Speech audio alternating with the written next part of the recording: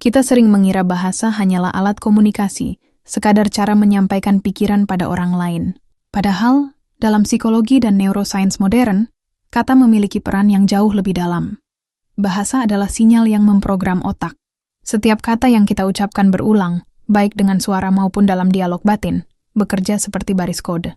Otak tidak membedakan apakah kalimat itu bercanda, emosional, atau kebiasaan lama.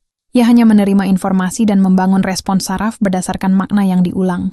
Itulah sebabnya kalimat sederhana seperti aku stres, aku tidak bisa, aku selalu gagal, tidak berhenti sebagai ekspresi perasaan, melainkan berubah menjadi pola biologis yang menetap.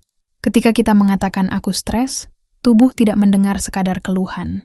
Otak mengaktifkan sistem ancaman, denyut jantung meningkat, kortisol dilepas, fokus berpindah ke mode bertahan hidup. Tubuh bersiap menghadapi bahaya, even ketika tak ada bahaya nyata. Namun ketika kalimat itu diganti menjadi tubuhku sedang mempersiapkanku untuk bangkit dari tantangan, responnya berbeda. Sistem saraf tetap teraktivasi, namun kini berubah arah, bukan takut, melainkan siap bertumbuh.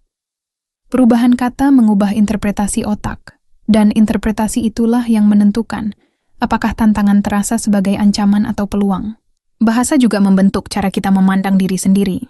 Kalimat, aku memang buruk di hal ini, menutup kemungkinan belajar. Otak menangkapnya sebagai identitas permanen, stop berkembang. Sementara kalimat, aku masih belajar, membuka jalur neuroplastisitas, yaitu kemampuan otak membangun koneksi baru ketika belajar sesuatu yang belum dikuasai. Satu kata masih pada menghidupkan kembali potensi. Hal serupa terjadi pada konsep usaha. I'll try, atau aku akan mencoba terdengar positif. Tapi di tingkat saraf, kata coba menyimpan ruang untuk mundur. Otak memaknainya sebagai opsi setengah jalan. Sebaliknya, aku berkomitmen memberi sinyal keputusan penuh. Bahasa komitmen memicu bagian otak prefrontal cortex, wilayah pengambil keputusan, perencana aksi, dan pengendali konsistensi perilaku. Lebih dari sekadar kalimat, kata komit memicu otak untuk mencari cara, bukan alasan. Bahasa juga menentukan hubungan kita dengan waktu. Aku tidak punya waktu seolah menunjuk kekurangan eksternal. Namun ketika diubah menjadi, ini bukan prioritasku saat ini, tanggung jawab kembali ke tangan kita sendiri. Otak bukan lagi korban jadwal, melainkan pengelola pilihan.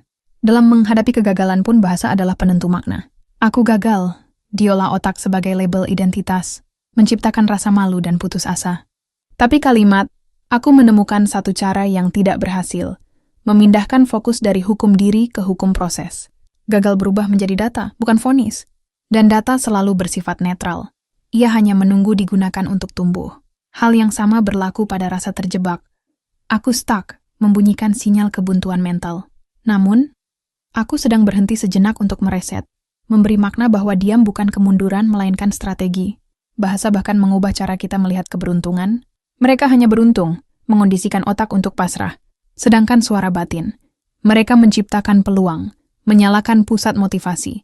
Jawaban tak lagi dicari di takdir, melainkan di tindakan. Akhirnya seluruh prinsip ini menyatu dalam satu kesimpulan. Kata tidak hanya menggambarkan realitas, ia menciptakan peta mental yang menentukan kemana hidup bergerak. Mengubah bahasa berarti mengubah cara berpikir, cara merasakan, cara bertindak, dan akhirnya mengubah hasil yang kita sebut takdir. Setiap hari kita berbicara ribuan kata, dan sebagian besar kita ucapkan kepada diri sendiri. Pertanyaannya bukan lagi, apakah kata berpengaruh? Melainkan bahasa seperti apa yang selama ini sedang kita pakai untuk menulis hidup kita sendiri?